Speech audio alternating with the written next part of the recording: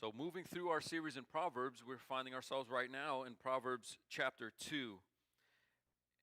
And let me just go ahead and just start with what I think is difficult. What I think is difficult is if we were to think that only Christians can do wise things, that Christians have the corner on wisdom, and that if you're not a Christian, everything you do is foolish, that probably wouldn't really match our experience, right? You probably all know some Christians who have done some things that are not real wise, and then you have some non-Christian family members maybe that you look up to because they're financially sharp or whatever. There's some wisdom there. So we don't want to say, if you're wise, you're a Christian. If you're foolish, you're not a Christian, because that's too simplistic. I think there's something that we could categorize as accidental wisdom, right? Or incidental wisdom. It's like when somebody gets something right because they just happen to get it right versus really wanting to get it right, okay?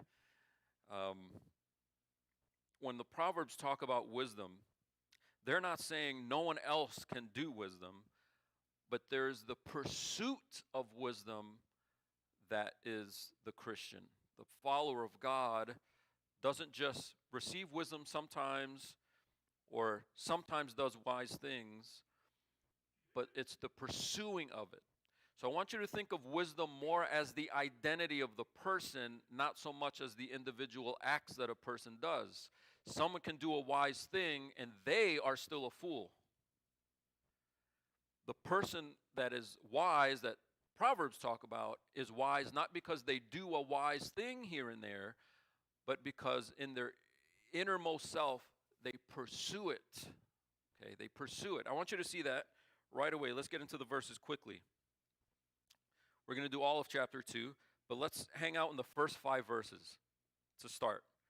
The first 5 verses, and what I want you to see is not just when wisdom happens to be the right thing to do, when it just happens to be that you grew up with the standard and that's why you do the wise thing, but the pursuit of it. You want it. That's what the Proverbs are after. Again, the father giving passing down wisdom to his son.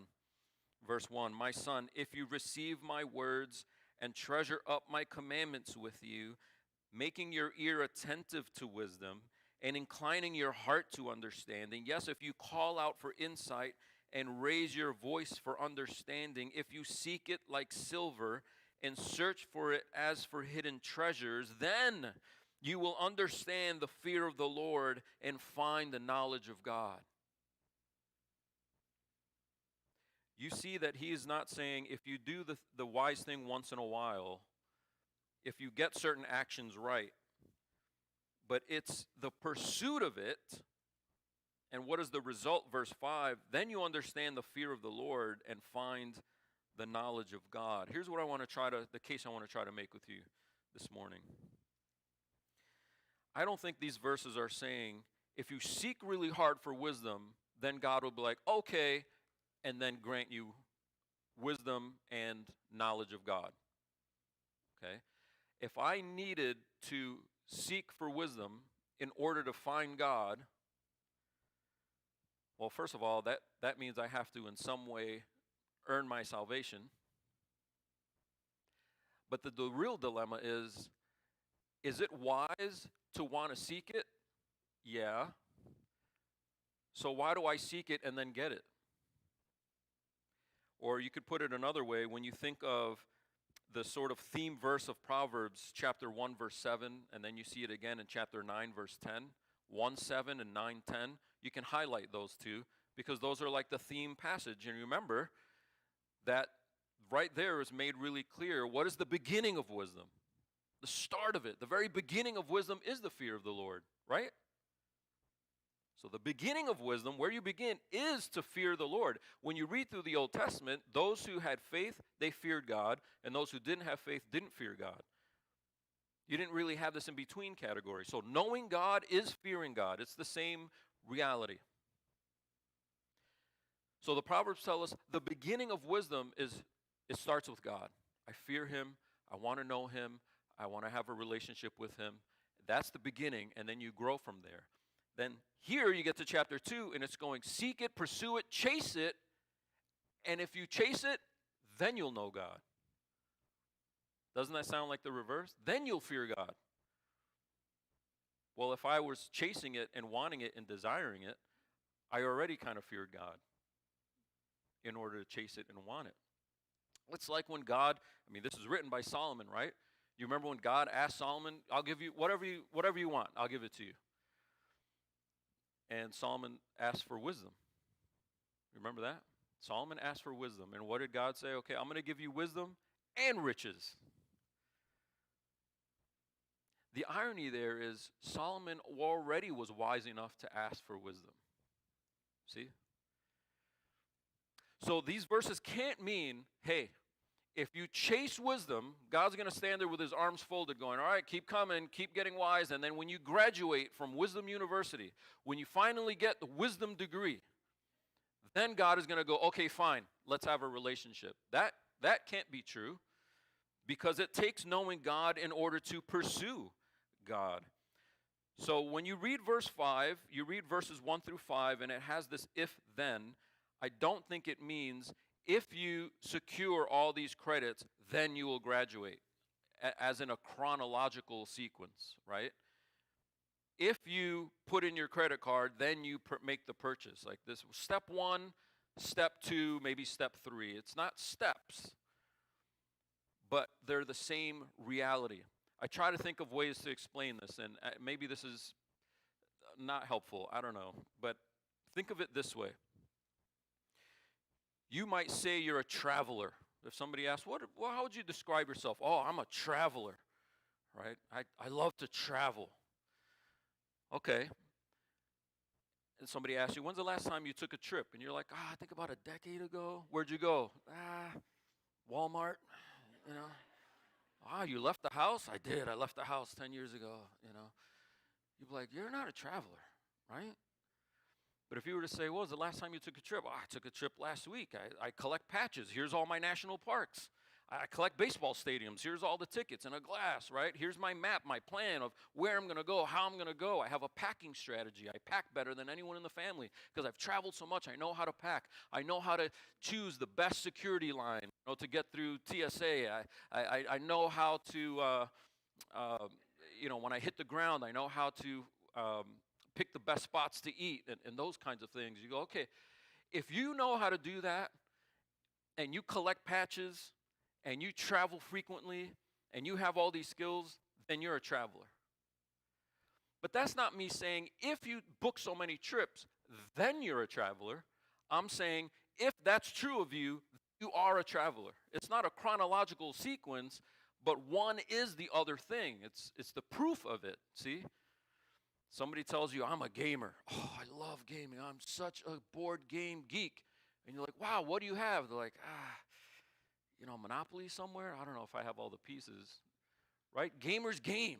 And they buy new ones and they investigate it and they read articles on how to increase their ability to play Parcheesi. I don't know why that game just came to my mind. That was really weird.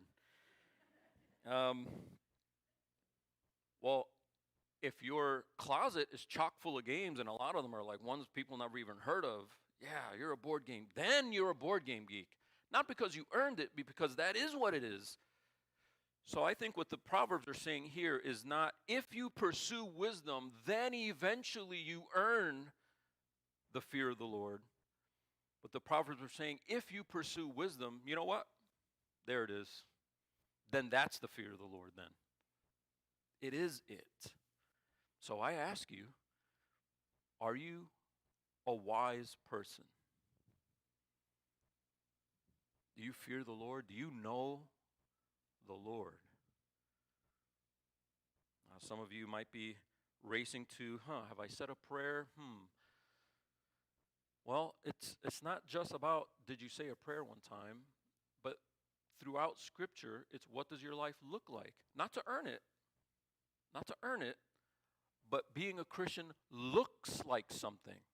And here, it's not saying you do wise things from time to time. It's not even saying you always do the wise thing every time. It's saying you desire it. You want it. Look at the words that he uses to stack going after wisdom. Verse 1, you receive it. Okay? It's there to be given to you. You don't produce it. You sit in a mode of reception because you don't generate wisdom. Without wisdom being given to you from the outside, you would just be a fool. So would I. But you receive these words rather than rejecting them. You receive them, but then it gets active. Not just sitting there receiving it. When it comes to me, it comes to me.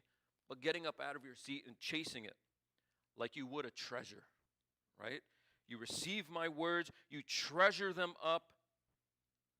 Has anyone ever asked you, if there was a fire in your house, what are the top 5 things you're grabbing? Maybe, I don't know. I get asked that once in a while. I don't know. People are weird. And then you start thinking, I'd grab this. No, I wouldn't. I'd grab this. You're sizing up what are the things that you value the most. What are the most irreplaceable things in your house, right? That heirloom, that thing that was handed down to you, that thing that you saved up all this money for and it would be hard to replace. You treasure those things. So it's a position of your heart. You're receiving it. You receive it. You treasure it. You make your ear attentive to it. You incline your heart to understanding. If you've ever been, I don't know, in a conversation with somebody and they're talking and you're kind of like, you're starting to get bored and you start thinking about what's the score in the game. And you're like, wait, pay attention, that's rude. No one's ever done that? Okay, well, I'm sorry. Sometimes that happens to me, okay? Sometimes I get distracted. It's not that I don't like you. I'm just a human being. But what are you doing when your thoughts are going like this and you're like bringing them here? You're a student, you're in class, you're like, this class is so boring. Wait, your grades, there's something on the line here. Pay attention. Training your attention. That's what he's talking about. You can come to church, you can listen to sermons, you can even, have you ever just done your devotional and you're like, and then Abraham did this and he did that. Okay, check, that was my devotional today. But you didn't incline your heart to it, right? I think that's better than not opening the Bible at all. I think sometimes you got to open the Bible and you need to give your heart something to train it toward. But you're making your ear attentive, inclining your heart to understanding. My heart naturally is inclined toward foolishness, and I've got to incline it toward understanding. Yes, if you call out for insight, sometimes you're sitting there wanting to receive it, it's not coming, and you're like, Lord, would you give it? Call out for it. Raise your voice for it. Seek it like silver. Search for it like hidden treasure, like a crazy person with a map and an X on it. And my great-great-uncle said that. One of the founding fathers, I watched National Treasure. I think this thing is buried here. And you're like, man, you're crazy. They are kind of crazy, right? They're just hoping that they find this ancient artifact, this relic. And it's that kind of drive that he's pointing to here. Because searching for a hidden treasure is an ancient reality, especially when you didn't have banks and everything else. Hidden treasure. Search for it. Seek it. Raise your voice for it. Call out for it. Incline your heart to it. Make your ear attentive to it. Treasure it up. Receive it. All those words as they stack, they're showing you this has to do with your heart and your desire to chase it down, to want it. And we've all had that moment when somebody's giving us really good advice, and in the back of our minds, sometimes to the front of our minds, sometimes it even comes out of our stupid mouths when we say, don't tell me that, I don't want to hear that right now. I want to stew in my foolishness right now. Somebody opens the Bible, don't preach to me, don't preach to me. That's the wickedness that our hearts are inclined to. But we do need to be preached to, even in those moments where it's difficult to hear. We need to make sure that our hearts are in the right place to receive wisdom, to want wisdom, to chase it down like treasure. It's the pursuit. The pursuit of wisdom is the person who the pursuer of wisdom is the person who understands the fear of the Lord, verse 5, and finds the knowledge of God. So do you know God? When somebody pops the hood on your life and does the check, what do they need to see under there? Do you pursue God's wisdom? Do you pursue it? And I love the words he uses for wisdom. He actually here doesn't use wisdom until verse 6. But the first 5 verses, what are you receiving? God's words.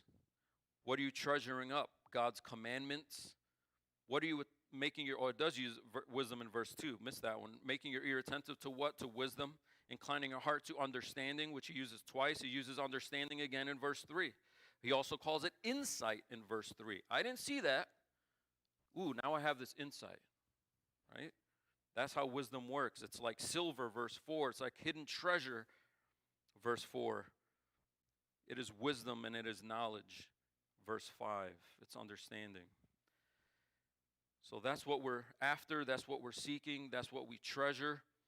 And to do that is to know God, and to know God is to do that. Why? Because you can't do it outside of God. Look what it says in verse 6. For the Lord gives wisdom. From his mouth come knowledge and understanding. You remember Job was in this predicament. What did Job need? Did Job need wisdom? 3 friends try to give him some, and he's like, no, that doesn't make sense. And then a 4th friend came to give him some, and he's like, I still don't get it. Then God opened up and gave him wisdom. He didn't give him his answer. You read Job, God didn't give Job his exact answer. Here's what happened. But he gave him wisdom. Some of us, we think we need certain answers from God. What you really need is wisdom from God. The wisdom to know that, no, I'm not going to give that to you right now, is good for you. You may not know why he's not giving that to you right now, but if he gives you the wisdom, he grants you the wisdom to know God's got this. God's sovereign. I don't think he's up there biting his nails. I think he knows what he's doing. That's the wisdom you need, not necessarily the thing you're asking for. The Lord gives wisdom, like he gave it to Job, like he gave it to Solomon. From his mouth come knowledge and understanding. Now he goes into the benefit of it. The person who seeks the Lord by treasuring his knowledge makes it all the way. They're protected by that wisdom. So if you think of the Christian walk as a path, a journey through a scary forest, there's wolves, there's bears, you know. Are you going to make it? Wisdom ensures that you make it. The fool veers off the path. The wise person stays on the path, and wisdom keeps them on that path. Check it out in verse 7 and following. The Lord stores up sound wisdom for the upright. He is a shield to those who walk integrity. So Solomon's saying, you seek treasure, you seek wisdom like a treasure. That means you know the Lord. And if you know the Lord, then he gives you wisdom and he doles it out as in ways that it protects you. It's a shield for you. You're upright, you walk in integrity, and he protects that for you. He guards the paths of justice, verse 8, watching over the way of his saints, his holy ones. So wisdom is the protection that you need to make it through this life. To make it through this life. How much do we bank on the sort of general wisdom that we have, whatever we were raised with, our college degrees, our education, your favorite YouTuber? There's all sorts of sources from which we get wisdom to make decisions. The Bible's saying if the Lord himself is not your ultimate source, you might get adept at protecting your bank account. What about protecting your soul, your life? Will you make it to the end? Well, you will if you allow wisdom to guide you, to watch over you, to guard your paths, to watch over your way. Then you will understand righteousness and justice and equity in every good path. For wisdom will come into your heart, and knowledge will be pleasant to your soul. I love that. Wisdom kind of tastes bad. It's like you come home from the doctor's office, you're like, ugh, I guess I should stop eating junk food. And it's been a long time since you just tried real healthy food, and that first bite is like, ugh, it's like veggies, right? I think that's how wisdom is. But you develop a taste for it. I think that's why he says, wisdom will come into your heart and knowledge will be pleasant to your soul. It will be. It may not be as pleasant as first, but it grows in it. And part of how wisdom protects you is God gives you a taste for the right decision. And you start getting a bad taste for the bad decision. Like after a year of dieting and you go back to the flaming hot Cheetos, you're like, whoa. I used to eat those every day, right? As you develop your taste for wisdom, wise choices and wise decisions become more pleasant to you, and you start growing in your distaste of the bad decisions that are bad for you. Okay? Wise things will be pleasant to your soul, and that's how it protects you. It's almost like an internal guidance system, right? You were lost before, and now God has implanted the spiritual GPS in your heart and in your mind, so you can tell where true north is in any given decision. So you read through the Proverbs, you go, wow, I was told that the Proverbs are really practical, and they are. But if you thought the Proverbs were going to be like, if you're in this situation, do this. If you're in this situation, do that. It does have a lot of that. But a lot of what the Proverbs has is just general wisdom, so that whatever your situation, you can apply that general wisdom. Solomon wants to give you a taste for it. And as you develop that taste, you can discern the right path, the right way. What is equity, righteousness, justice, verse 9, right? Then you will understand righteousness, justice, equity, every good path. For wisdom will come into your heart, and knowledge will be pleasant to your soul. Everybody wants to talk about equity.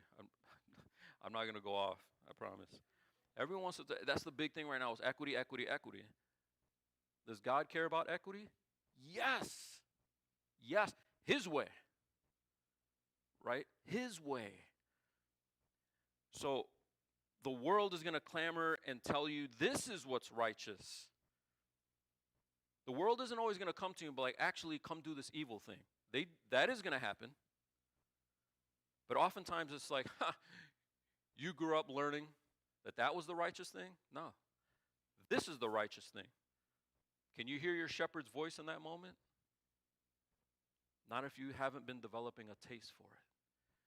Because our natural appetites incline toward junk food. And it takes wisdom, right? You go down the snack aisle and you're like, it's like fat-free. You're like, oh, fat-free, humongous bag of Swedish fish. It's fat-free. I'm going to eat 3 of them. Right?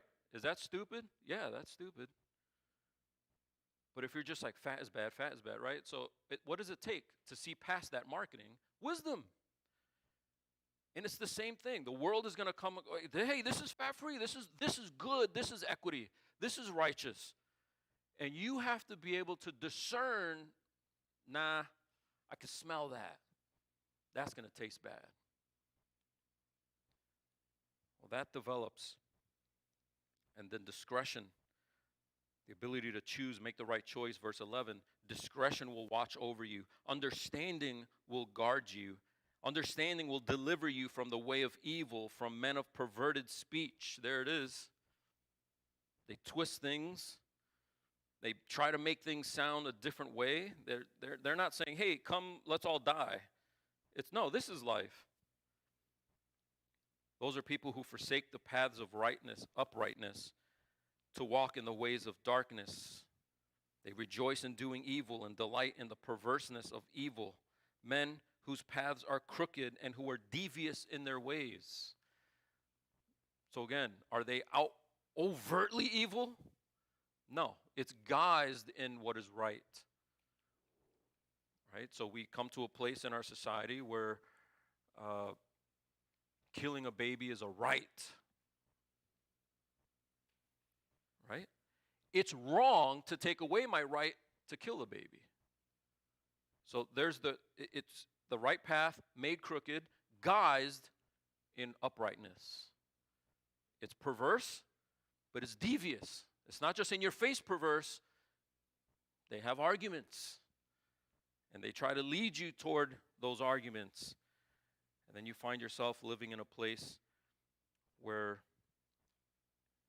innocent lives are snatched out of convenience for those who would take it. The paths of uprightness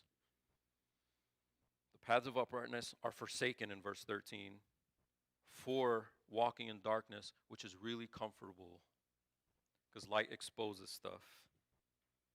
It's devious, it's crooked, verse 15, but you'll be protected from that. You'll be protected from that if you pursue wisdom, if you love it, if you treasure it, if you chase it. You'll be protected from those things. That internal GPS system is going to guide you, and you're going to start developing a taste for making good decisions. And you're going to start noticing certain people in your lives that are actually bad company because they walk in darkness. I think one of the most obvious applications to this, there's at least two, but one of the most obvious applications is you've got to spend time in God's Word.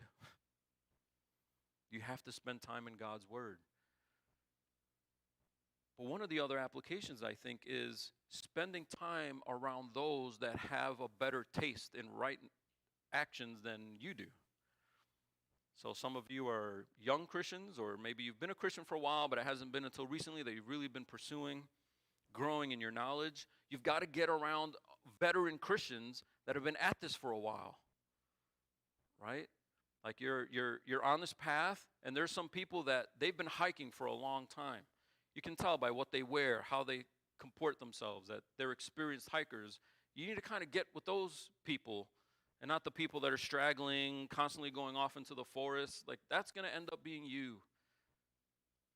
The Proverbs will eventually talk a lot about keeping company, having the right friends. But this is protecting you against people with perverted speech, people that are not, they're forsaking the paths of uprightness, people that walk in the ways of darkness. They rejoice in doing evil. They delight in perverseness of evil. And we all have friends, co-workers, family members who are in that place. And this doesn't mean you ignore them and cut them completely out of your life, but if that's all you have surrounding you, it's going to be difficult to develop that pleasant taste of wisdom from verse 10. And then he starts teasing something that's going to be a heavy theme pretty soon going forward. But it protects you from adultery. He says in verse 16, so you will be delivered from the forbidden woman, from the adulteress with her smooth words, who forsakes the companion of her youth and forgets the covenant of her God.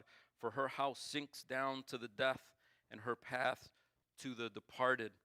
None who go to her come back, nor do they regain the paths of life. Now you're like, boy, that got real specific real fast, right? What is the big deal with adultery? Like I said, he's going to go in hard on this whole topic. He's just teasing it right now in these few verses. One of the reasons why I think probably should be obvious, when you think about Christians who fall away, pastors who lose their ministry, how often it has something to do with adultery. It's just one of those big, major traps that is really difficult to come back from. It leads to death. I think of so many cases where prior to adultery, I think if you would have asked that guy, let's say, it's not that only guys commit adultery, if you were to ask him, you going to cheat on your wife? How many of those guys would have been like, yeah, I think probably in a few months. Probably in a few months, I think I'll do that. I think I'll dabble. I was like, no, faithful. Until he meets her. Until he meets her. Until he's in that situation and looks around and it's covered by darkness. You wouldn't do it in front of people. That's when the people aren't around. You wouldn't do it at church. It's when you're not with the church people. When it becomes available, then what are you really made of in that moment? And I tell you right now, I'll tell you right now,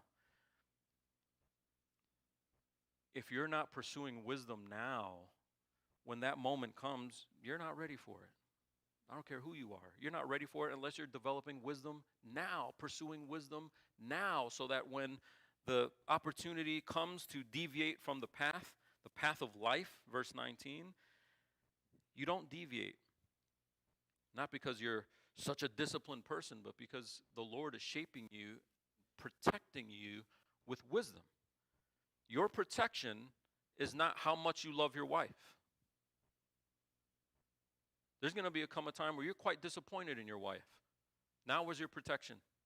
There's going to come a time where she can't stand you, but this lady sweats you. Where's your protection then? Your protection needs to be the wisdom of God, so that I stay on the right path, not because I love my wife so much. I stay on the path because to deviate from the path is stupid and leads to death. And this is life. Now, the bigger reason why adultery is such a big theme is because of why God created marriage. God created marriage as a symbol of covenant fidelity to remind us of fidelity to Him.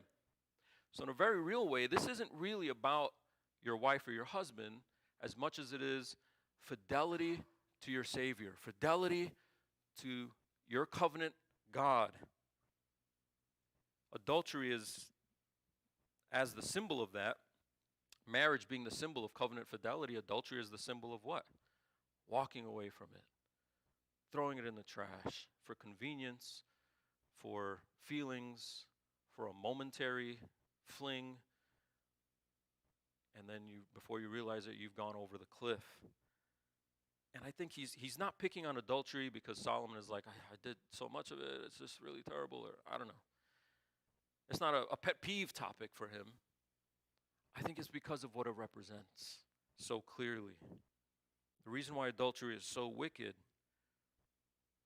is not because it ruins the Hallmark story in the home, though of course it does, but it's because it represents utter betrayal toward God and His grace.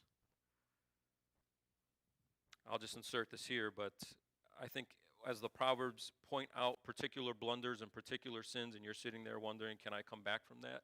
Yeah. That's what communion was about. Jesus taking the wrath for us. And that's why I started out by saying, if we had to earn knowledge of God, none of us would be in. Not just those of us who did particular sins, none of us would be in. And so we come to the Father through Jesus Christ, recognizing it's my faith in Christ's work on my behalf. He took the death that I deserved. That's why I'm in. And that's why I can receive wisdom. However, we don't do that and then go, so I'm good, right? I'm good. I can just do whatever I want now? No. Because you're brought into covenant relationship with God and you live like a covenant person. You pursue wisdom. And wisdom guides you and protects you and takes you all the way home. Check it out in verses 20 to 22. If you're protected by this wisdom that you pursue, this knowledge of God that guides you, verse 20, so you will walk in the way of the good and keep to the paths of the righteous. For the upright will inhabit the land, and those with integrity will remain in it, but the wicked will be cut off from the land, and the treacherous will be rooted out of it. Isn't it God's MO? Modus operandi, way of operating, the way He works, typical of God. To not just give you a task, but to give you what it takes to do the task. So He didn't put Adam and Eve in the garden and was like, there's a particular tree that'll mess you up, but you figure it out. Let's see what they do. Talks to the angels.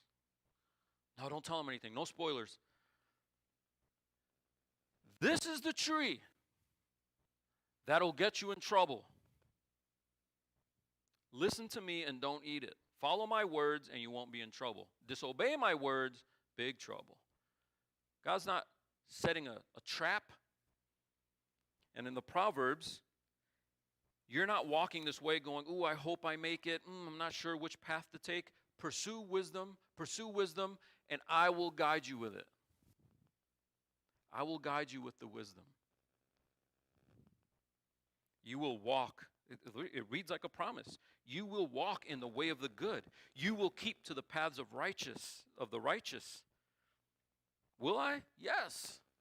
If you know the Lord and He's protecting you with His wisdom, He will give you the wisdom it takes to stay on the path. You will walk in the way of the good and keep to the paths of the righteous. You will inhabit the land. I think of Israel with the land promises. If you might even think of their journey toward the land, and are they going to make it? Yes. What if there's a big sea that we can't cross with an army behind us? I'll split it and then I'll kill the army. What if there's big walls that we can't penetrate? Walk around it, blow some stupid trumpets, and I'll break the walls. What if there's giants? I'll kill them. I'll do it. I do it. What if there's no food? I'll bring bread, and you open the tent. There it is on the floor. Like, I do it. But if you pursue me, I will get you home. I will bring you into the land. You will inhabit the land, but the wicked won't. The wicked will be cut off from the land, and the treacherous will be rooted out of it. So stay the course. Stay the course. Knowing God means to seek His wisdom. Knowing God means to seek His wisdom, and that wisdom will guide us, will be our protection, our light, our GPS, to help us make those decisions that we need to make. I don't know what you've got in front of you right now. You might have some very difficult decisions in front of you right now. You might not know what's coming this week. You might not know what's coming next month. But we don't wait until then to then open the Proverbs and find, like Ben was telling us, it's kind of too late then. We do it now. We pursue it now. So simple questions over lunch now as you think when you go home and talk with each other or whatever. Are you in the Word? Are you in the Word? That's how you seek wisdom. Are you in the Word with others to help you see God's wisdom there? We do this journey together, and we grow in wisdom together. That is our protection. God's promised protection against veering off the path. Let's pray together.